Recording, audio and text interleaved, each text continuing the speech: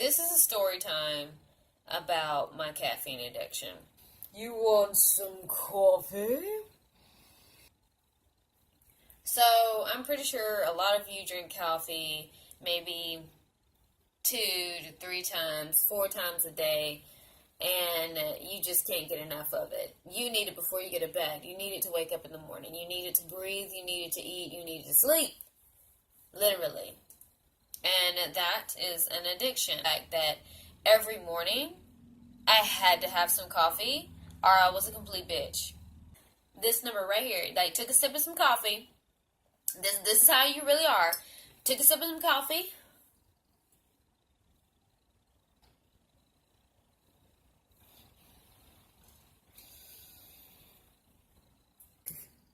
It is like a complete orgasm in a cup.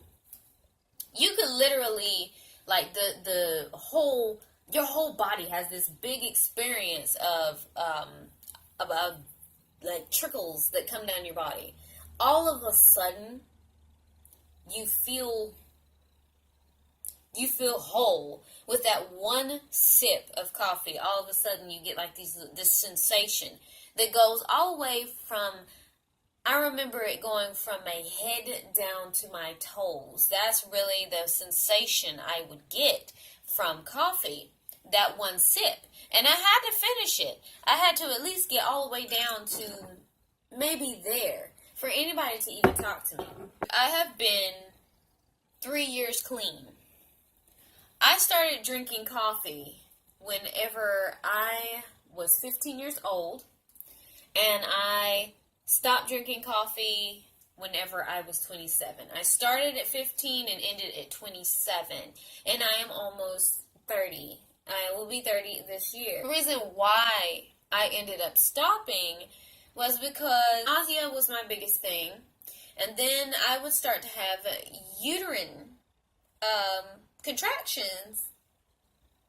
It started to feel like I had a UTI or something of that nature. The following day, though, I would drink coffee and I would immediately feel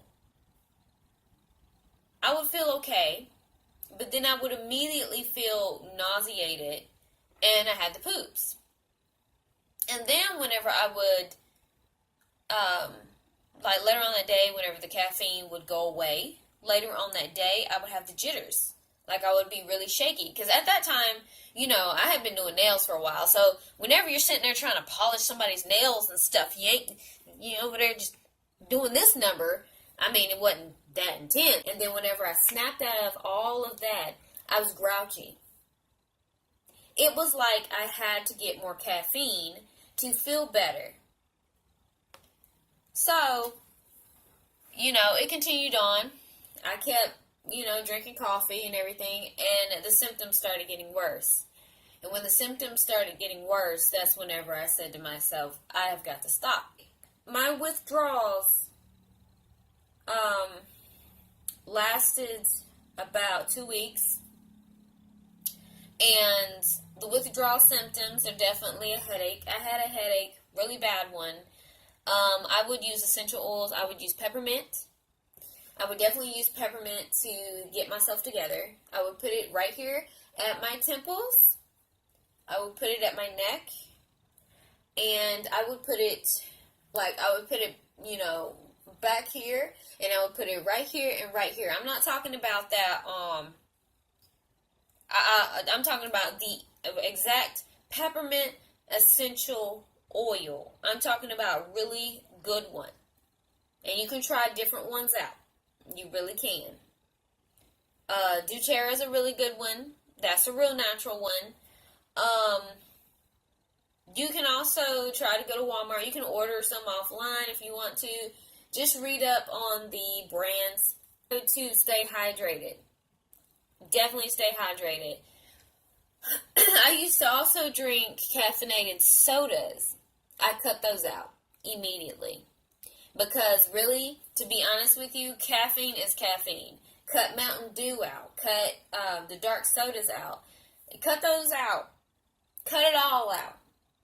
I'm trying to tell you. Because you're defeating the purpose if you're still drinking Mountain Dew and dark sodas. You're defeating the purpose. What helped me also was B12. B12 and, light drinks and water, things like that. If I wanted a little fizz, I got me a Sprite. I understand some of you guys think that Sprite tastes like salsa water, but I'm here to tell you right now, it doesn't taste like salsa water. It does not taste like salsa water whenever you're going through these things.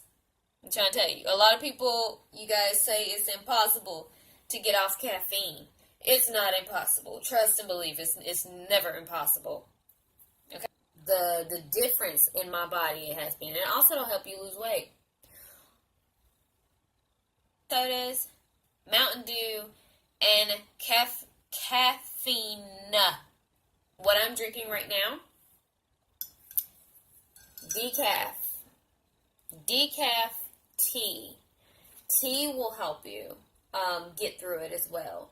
I decided to just cut out caffeinated teas. Like, you go for a decaf tea.